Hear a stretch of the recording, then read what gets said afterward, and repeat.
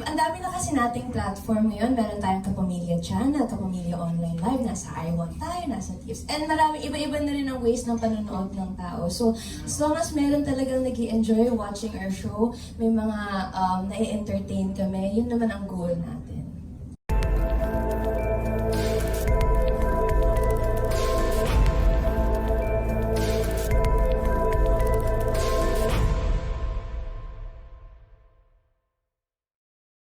Ikaw ba, tanong ko sa'yo, no?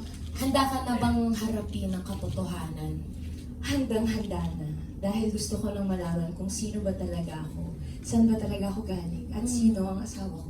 Sige nga, no? Harapin talaga. Gusto mo sab na lang, pahingin na lang isa. Okay na ako, Hati tayo. okay ba ako? May kasi nagagawa na kami. May ginagawa kami. Mahaba yung pila. Pila na lang. Pila muna.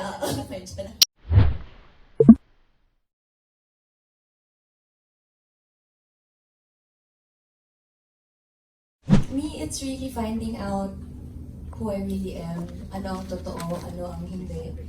And, finding love din while finding out who I am.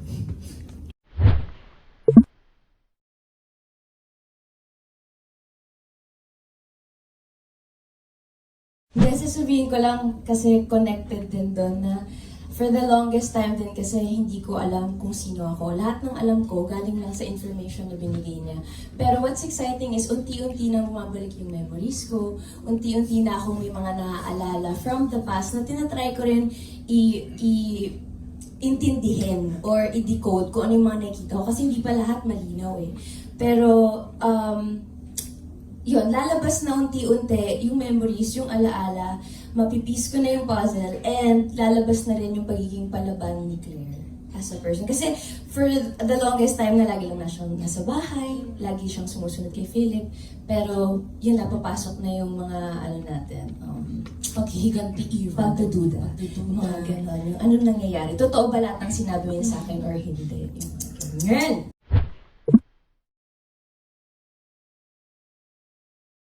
I think revenge is deadma. Kasi kapag hindi na siya napapansin, pag di mo na pinapansin, kasi may ginagawa sila to provoke you, di ba? To get a reaction from you. And pag hindi nila nakuha yun, masasatisfied ba sila? Hindi. So ang pinaka-best revenge is you don't matter. I don't care kung gusto mo na anong gusto mong sa akin from me, parang silence by yun.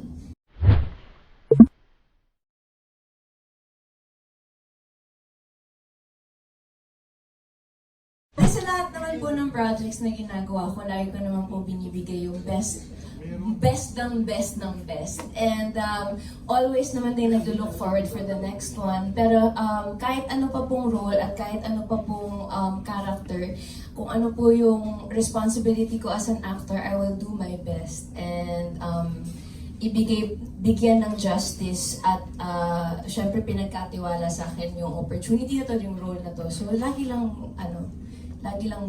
go for the gold. So truthfully, never kayo naging concerned kung nag-rate yung show or sa true? I mean,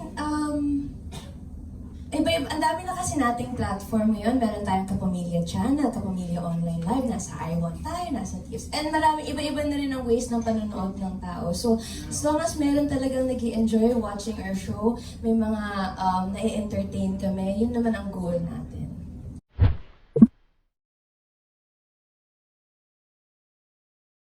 I don't know, life in general, lahat ng nangyayari sa buhay ko ngayon, lahat ng opportunities na dumarating, this project that I'm in right now, I'm looking forward ako araw-araw sa taping namin, ano mang pwede namin gawin, ano mangyayari sa mga characters, basta life in general. I'm just happy where I am right now and who I am right now.